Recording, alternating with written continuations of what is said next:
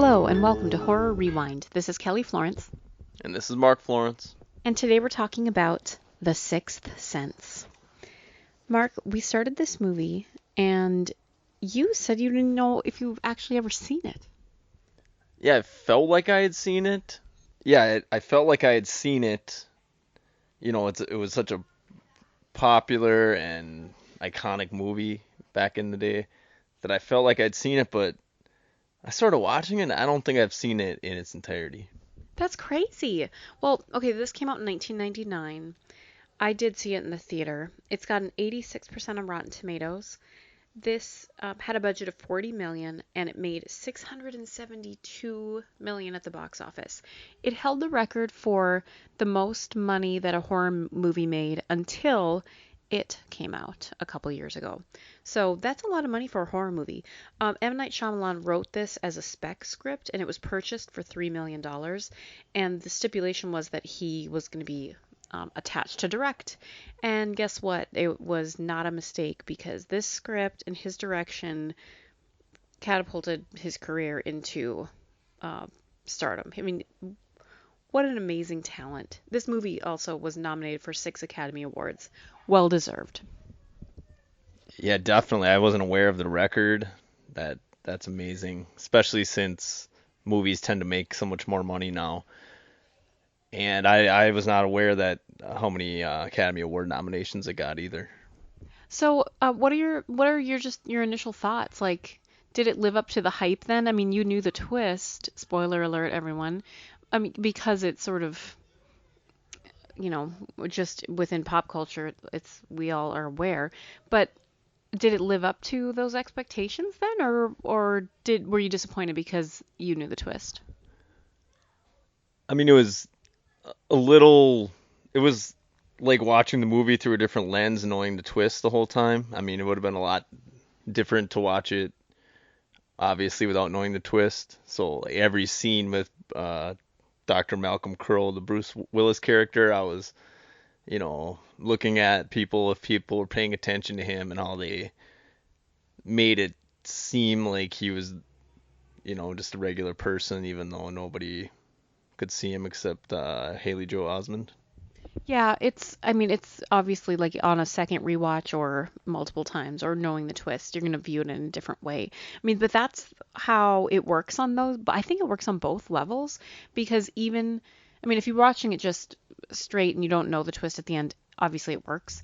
And then watching it though and realizing how good and clever the writing is and how clever it is, how everything is shot so that he never is interacting with anyone else, yet we get all of this backstory and all of this character motivation, even without him interacting with anyone else. I mean, wow, it's incredible to think about like the puzzle pieces that had to come together in order to paint this picture for us. Yeah, I almost appreciated it more knowing, and then you could just see the brilliance in every scene, and just how they kind of fool the audience. But when you know the truth, it seems kind of obvious, especially in the scene where he shows up to the restaurant to eat dinner with his wife.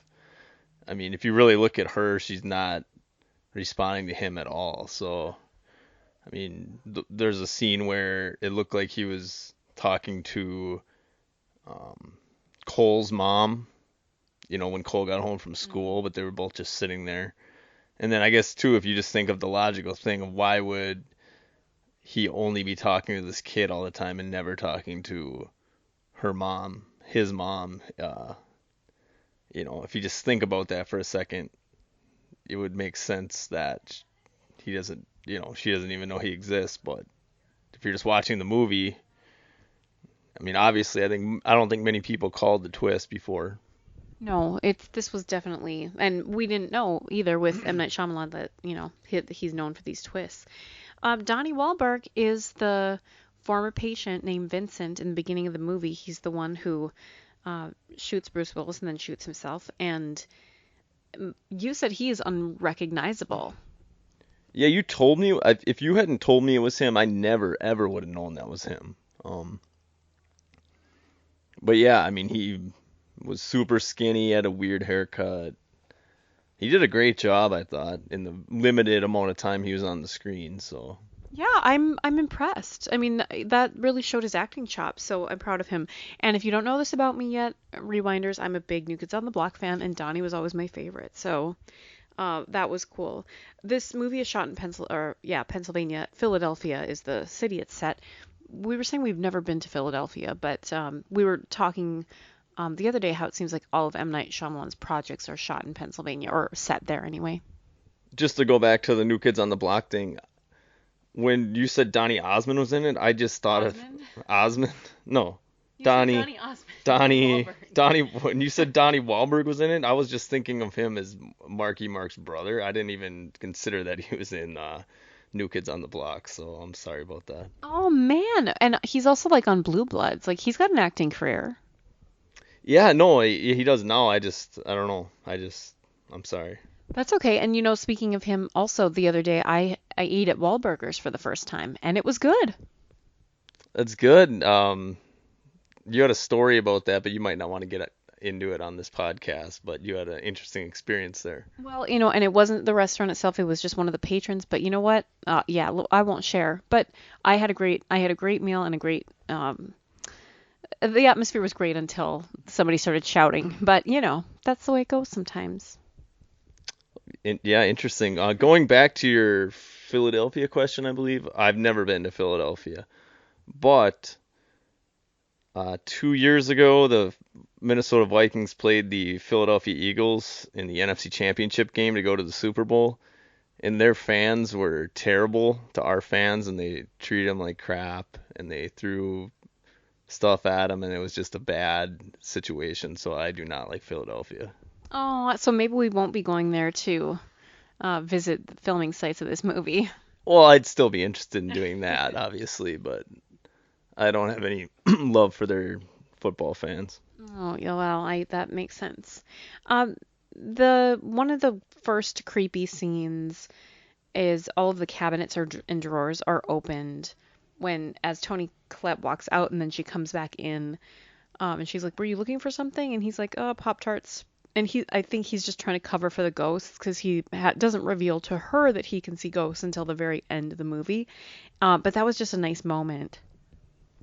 Yeah, that was pretty cool.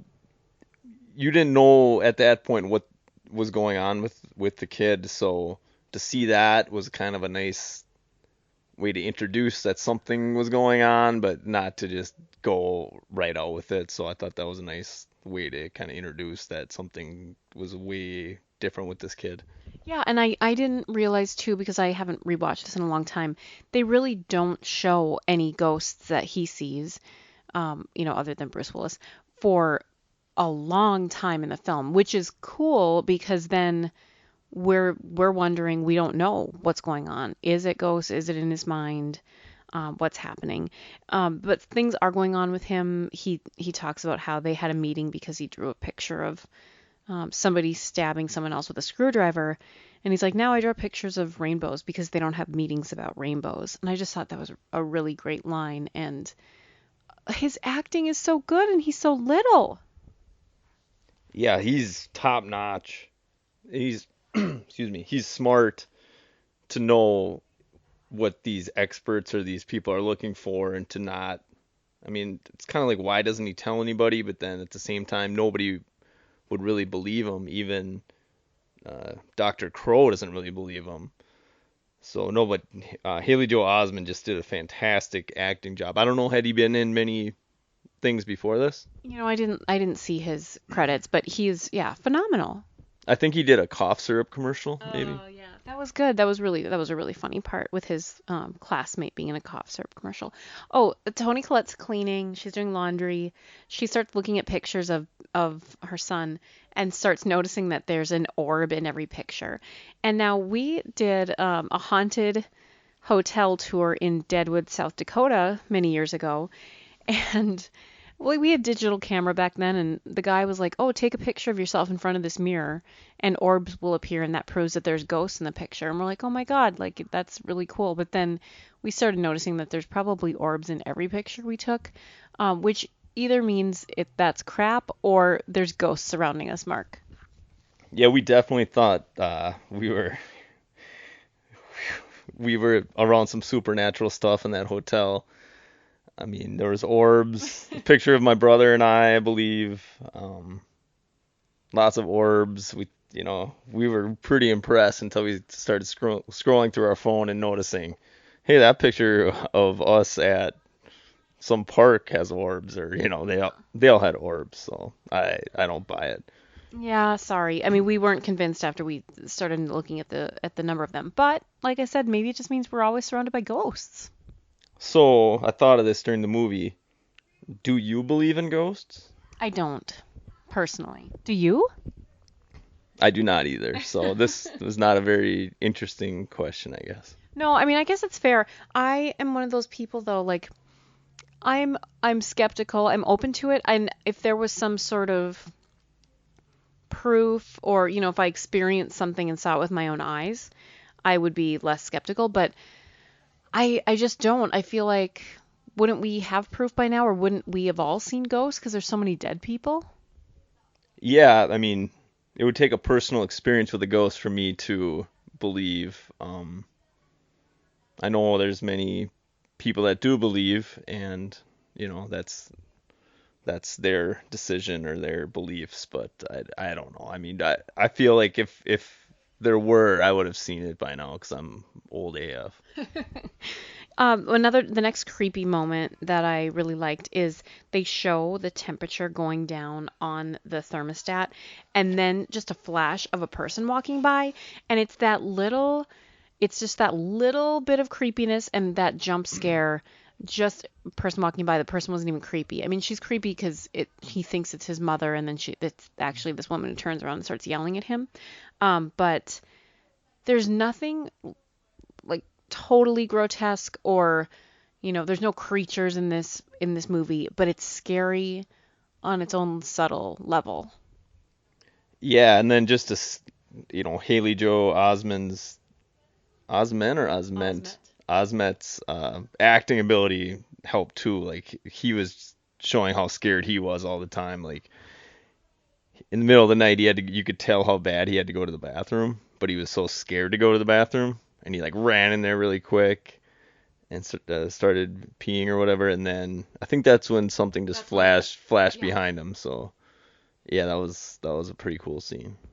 I I just I can't get over, and this is jumping ahead a little bit, but that girl throwing up when he's like hiding in his tent, that has to be one of the scariest moments ever in a movie for me. I remember when I saw that in the theater and it terrified me, and it still terrified me watching it. And she has no nefarious intentions. Like she really is asking for help from this kid, but it's so scary and it's so icky. Oh my God. And then also like the other ghost who is just a kid and he's like, I'll show you where my dad's shotgun is. And then you see the back of his head and it's gone. It's like that is just subtle and scary. Yeah, and I noticed that the girl was played by Misha Barton from the OC or something, and I don't know what else she's been in, but I'm like, is that Misha Barton? And Kelly's like, yep. That means we're old. I was watching the new Amityville Horror with Ryan Reynolds and Chloe Grace Moretz is his daughter, and I'm like, yep, I'm old because I've seen her play his daughter and she played Carrie, and I mean, we just have been alive for decades. But you know what? That's that's what happens. Something I love about this movie, Toni Collette is amazing. Everybody in this movie is amazing, but Toni Collette specifically, she's so awesome. And these mother-son moments are lovely, sweet, sometimes heartbreaking. She's trying to do the best she can. She's trying to protect her son. She's so thrilled when he gets invited to that birthday party and then he gets locked in the closet. Those kids, my goodness. But it like though their scenes are top notch. Yeah, those kids, not to, I mean, that scene in the car with when he told her about what he sees and she didn't really believe him, and then he told her about that grandma was watching you dance when you didn't think she was, and that the question you asked her at the cemetery, the answer is every day. So that was a very powerful scene. And yeah, and he said, so what was the question? And she asked at the grave, are you proud of me? And the answer was every day from the grave. Like how powerful is that and so good, like perfectly acted. And again, the dialogue that he has written and how he shoots every scene is so powerful. Okay, so this is an example of a movie, like we talk about this a lot on the podcast. Sometimes a ghost is asking for help and then you help them and then bad things continue to happen. At least with this particular girl who actually was being poisoned by her mother, it seemed like that was going to be a happy ending, and he wasn't going to continue to get haunted by her anyway.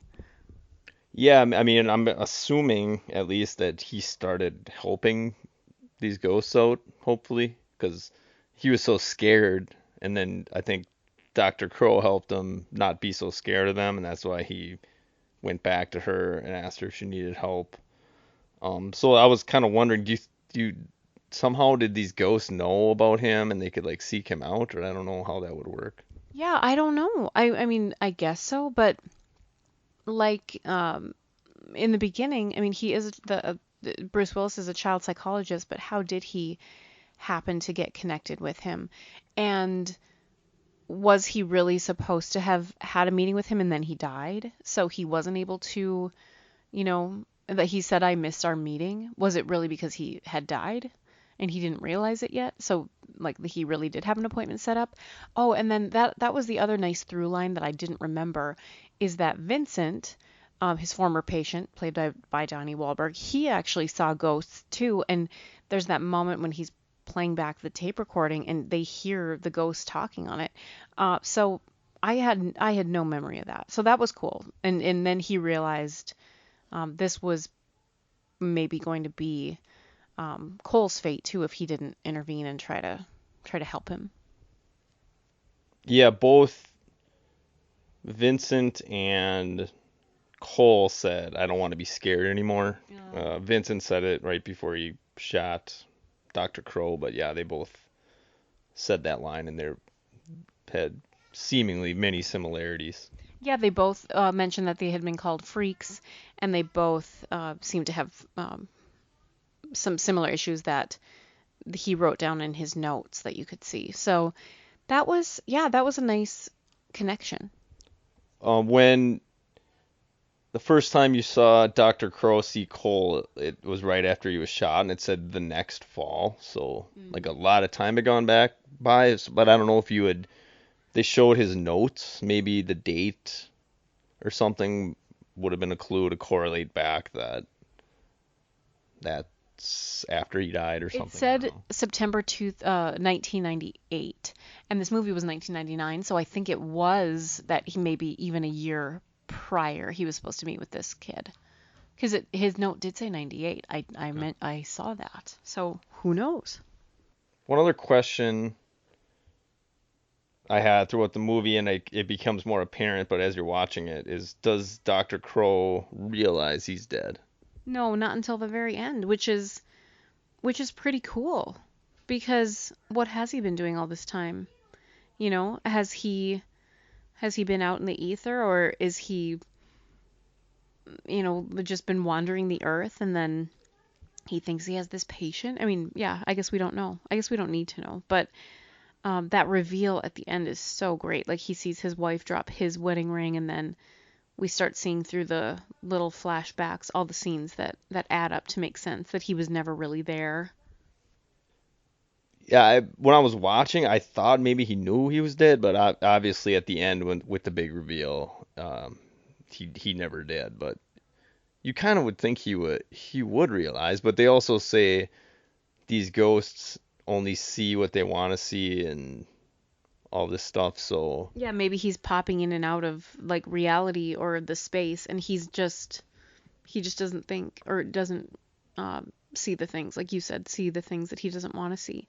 How did that line land for you that, I mean, has been overplayed and spoofed a million times? I see dead people. How did it land for you? it's good. I'd seen the scene probably hundreds of times, so I knew it was coming, but it's still powerful, still very powerful. Because it's the tone that's set and how it's shot, and Haley Joel, like, wow. What an incredible little actor. And remember, he was on the X-Files last season? Yeah, he looked a lot different. He does look a lot different, but we all age. We all probably look a lot different than we did in '99. So how old, do you know how old, did you already say this, how old he was when he acted in this movie? Well, he's supposed to be 8, so I assume he was around that age, but I didn't look up his age. But maybe you should look up his age and then also what he did before this movie. Okay, so he was born in 1988, so he's 6 years younger than you are, so that would make him what, 30? Mm-hmm. And He would have been 10. so he would have been 10 when this movie came out, but they probably filmed it before. I just saw on his credits that he was Forrest Gump's son, remember? Oh my I God, do. that scene when he sits with him on the floor and they both do the head tilt. Yeah, I mean, obviously he had a much bigger role in this movie, but well, he did just an outstanding job in this movie. Was he nominated for anything? We'll have to look. Yeah, it looks like he did a TV movie and then Forrest Gump was his first major role, and some other random stuff. But how incredible. And the picture of him now on his IMDb page looks like he's in Mumford and Sons or something like that. He's got this huge beard and looks like a bluegrass kind of guy. Yeah. Well, good for him. So what else were you going to say about Haley Joel? I can't remember if you were going somewhere with that. Just the outstanding. I mean, for someone that's that young to be so talented is pretty amazing because it's basically him, Bruce Willis, and his mom. I mean, those are pretty much the only people in this movie. And I mean, Haley's on screen a lot with extreme close-ups. He's got great emotion in his face, and he's got a few crying scenes, and he's just really good. Now, I remember when Phantom Menace came out, and people didn't like Jake Lloyd, and I asked our friend Luke, who was your former roommate in college, I said, well, who should have played young Anakin then? And he's like, I don't know, Haley Joel Osment? That was because that's the pinnacle of perfect acting, and it's true. He's too good of an actor for that movie. Oh, boo! Ripping on Star Wars. Just episode 1. Okay. Another question that came to my mind watching it, is it seem strange, and it probably isn't, that a child psychologist wouldn't have any kids? No, I mean, I think that they sort of imply in that first scene that he has been focusing on his career and, they haven't made time for a family. So, I think a lot of people, or not a lot of people, but some people do that. And so I don't think it's strange. I mean, good for him. Yeah, good point. Yeah, it sounded like, he got that award. And it was kind of a cool scene at the beginning because the award thing was kind of this shiny plaque thing, and he had it in his house. He had just gotten it, and they were shooting the shot at the award thing, and then you could see their faces in the award. So yeah, it was a nice reflection, and it was, I mean, there's probably more symbolism there than I picked up on. Something that I read and then I was trying to make note of as watching was that the color red was symbolic throughout. So his plaque had red behind it. The church door had red. Haley Joel Osment's sweater was red. There was a red balloon that went up in a spiral staircase. That was a really beautiful shot. And then his wife, that blanket or shawl was red. So there was these pops of that color in significant places. The other point they were drinking red wine too. Oh yeah, you'll notice the wine connoisseur. But the mother who killed her daughter, she was wearing red to her own daughter's funeral, and I think that's taboo. That's something that shows that you don't really care for the dead or something. I mean, I think I've heard that before. I didn't notice that, but yeah, that's a great point.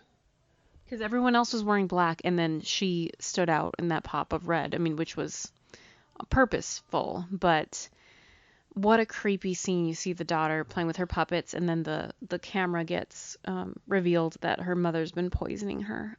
Yuck! Yeah, who? I mean, that is just the worst. And then It's the she's scariest monster. and it says that the her younger sister is starting to get sick too. Hmm. So um, Cole really helped that situation. So Yeah, he's saving someone's life. And thankfully like all the dad and then all those people at the funeral witnessed that and saw the video. So that woman's going away forever. yeah, you would hope so. I mean, I thought a funny thing that would be way different now was that at the play, at one of the plays, right when the play started, they shot to the crowd and like 200 people like got camcorders out at the same time. Oh my gosh, I know. And the size of the camcorders, I mean, those were considered, small, especially compared to like even a decade earlier than that. But it's just hilarious. I mean, now they would show that with everyone shooting on their phones. But yeah, I think they were trying to make fun of it a little bit too, Definitely. so it's pretty. It's even funnier now looking back that the technology's changed so much. But yeah, I thought for being a 20-year-old movie, for the most part, it held up pretty well with, technology and all that stuff. Yeah, it didn't rely on anything like 90s and even how everyone was styled and everything. It didn't bring me out of the movie. It didn't feel like, oh, this is so dated or, distracting. One thing that, and I've brought this up in previous podcasts, is that in these older movies, they do the credits, like a long credit sequence, like before the movie a lot, and they don't really do that anymore. I'm not a huge fan of that, just because I guess I'm so used to it now, but you will notice that in some of the older movies. Yeah, that's true. Do we talk about the M Night cameo yet? Oh no. So he is the doctor in the hospital after Cole gets locked in that little closet and yeah, he plays the doctor. So I I know he has the cameo in Signs as Ray and I don't know. I don't know all of his cameos offhand, but that was pretty cool. Good for him. Yeah, it's always a fun little kind of Easter egg thing in these movies where, you know, certain people always appear in these movies to see where they're gonna appear, and they never have a huge role, but it's just kind of cool to throw that in there. Yeah, I like that. And he's a good actor, so it's not like I don't know. I know sometimes people want to be in their movies and they're not great, so I appreciate it. Yeah, one other thing I wrote down was that the stuttering Stanley scene was good, where his teacher at school asks what they thought this building used to be used for, and then Cole's like, well, they used to hang people in here, and the guy's like, no, that's not right, that's not right, and I can't remember why Cole gets so mad, but some ghost or something must have Yeah. told him about this teacher Stanley. He used to have this stuttering problem. They called him Stuttering Stanley, and then I don't know, it got pretty bad, and Cole got in trouble. That was a really powerful scene. And that too is still a point in the movie where we haven't seen what Cole is seeing besides Bruce Willis. And so we don't know how he knows this stuff. And it's like, is he possessed? Does he just know something? Is he able to read minds? Because they do that little reading the mind game the first time Bruce Willis is sitting in his house. And that's such a well shot scene too. He says, take a step um, towards the chair when I get something right, take a step away if I get something wrong. And he's almost to the chair, and then he keeps getting things wrong and taking steps back. And it's so visually powerful. Yeah, that was a great scene, and yeah, how they shot it was really cool. And then I missed when they actually showed the people that were hanging at the school. Yeah. I kind of missed that part, but that just shows that he's seen it firsthand. That's how he knew. Yeah, yeah. So that I loved it. Yeah, it's great. One other note I had is that his wife's new boyfriend is like way younger than Bruce Willis. And I don't know, because I feel like Bruce Willis is old, but Look him up. Let's look how old he is. Why not? Now, I have to say, I probably mentioned this before too, but I was a fan of Bruce Willis. I think I was in first grade because Moonlighting was on, and like Meg and I have talked about, we watched these adult TV shows because that's what our parents watched and we had limited channels. But I loved Bruce Willis from Moonlighting. I wrote him a fan letter and he sent me back an autograph picture when I was little, because that's what you did back then. I mean, probably some assistant sent it to me, but still, isn't that cool? That's awesome. Yeah, I mean that he looks out for his fans like that. I also had a poster of him on my wall. I was one poster of Bruce Willis and one poster of Madonna. Like, what a weird childhood I had. So yeah, he was born in 1955, so he'd be what, 64? Now he's 64. So 20 years ago, he was 44. Yeah, well, I'm doing the math right. Yeah, yeah. So yeah, he was born in 1955. So anyone out there listening to this can fact check my math. Yeah, and the funny thing is you're an accountant, so, but you always say like you're not good at math, but you don't have to be good at math to be an accountant. You just know how to need to enter things in an Excel Yeah. spreadsheet, right? I'm good at spreadsheets. I do like the fact that Bruce Willis is bald because I myself shaved my head. So go get him, Bruce. Yeah, and he's owning it. Like, what's his name? Jason Statham and The Rock. Like, there's lots of, oh, and Mark Strong. There's lots of bald actors. There's lots of bald men out in the world. Yeah, you just named 3 people in Hollywood. Well, that's why I said actors. They are, but people too. I mean, just out there in the public eye. Here's a funny quote that Bruce said. He says, "I hate working out. I work out for films slowly. I associate working out with films. As soon as they stop, I stop working out." Okay, well, that's fair. I mean, he doesn't have to. Oh, speaking of Bruce Willis, I also love and loved Die Hard. Like, that's classic. When's the last time you watched Die Hard? Not for a while, but man, I love that movie. I know, I loved it too. What else do you love Bruce Willis from? Well, Oh, Pulp Fiction. yeah, I was gonna say Pulp Fiction. Interesting fact. Sorry, this is turning into a Bruce Willis thing, but he was actually born in West Germany. Huh. So that's kind of cool. I don't know. Maybe his dad was in the military or something. Yeah, that's possible. Or his mom. That's very possible.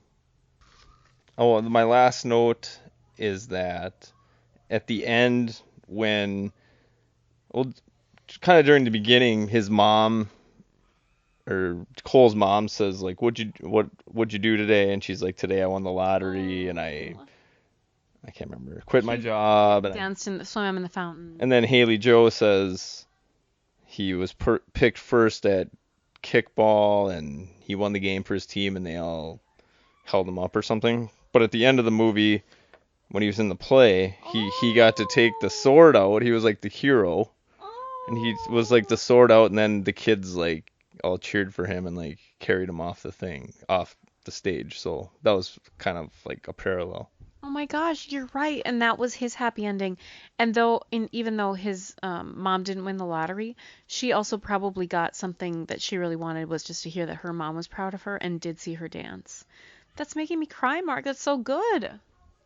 Thanks. Yeah. And then the kid who was always mean to him and was in the cough syrup commercial had to be like The village idiot. the village idiot, and you could tell he was just mad. So That was a really nice moment too. And oh, good point. Well, we need a scale to rank this movie. 0 being you hated it, 10 being you think it's a perfect movie. What should our scale be? Something significant throughout. Like, I mean, I think about the red doorknob or that red balloon because, like, visually that stands out to me. But is there a thing? One of those Virgin Mary statues? yeah, now that you mention it about the red, yeah, that doorknob was red. Yeah. I never even thought of it. So I'm a bad movie watcher. No, I just happened to read that ahead of time. What should we use for our scale? I can't think of anything, I guess. You don't like red doorknobs? We can do red doorknobs. All right. How many red doorknobs do you give The Sixth Sense? I have to give it a 10, I guess. Just a all-around great movie. You know, obviously knowing the twist beforehand. It could have ruined it for you, but it didn't. That's the thing with this movie. A lot of movies, if you knew the big twist, it wouldn't be as cool to watch. But movies like this, maybe like The Usual Suspects and stuff, they're still fun to watch knowing the twist, to see how it almost could seem obvious to you watching it, once Yeah. you know. But if you don't know, you'd have no clue. So that's just a brilliant job by M. Night. Yeah, it's almost more fun to watch it knowing, or like to rewatch it a second time knowing, because, like I said, you get to see how it's going to play out. I'm also giving it 10 out of 10 red doorknobs. I think this movie it still holds up. Like you said, I mean, you'd never seen it and you knew the twist, and it held up.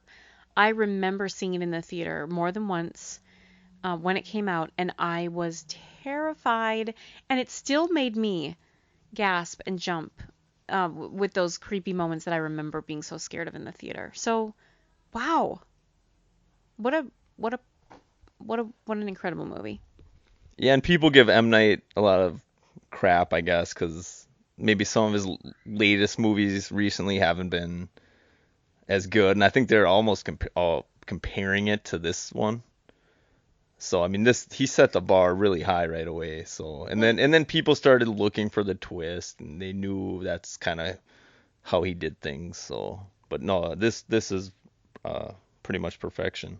I agree, and we are going to be talking about Signs, here shortly too, coming up, and you know, people give him a hard time, but why? Not everyone's going to make perfect movies all the time or do anything perfectly in life. So, no, I think he's incredible. So, thanks for listening, and go out and see another M. Night Shyamalan movie and watch it without judgment, because maybe it's great and maybe somebody just told you it wasn't, and it really is. I'm gonna do that right now. Okay, until next time, we'll see you in the horror section. Bye.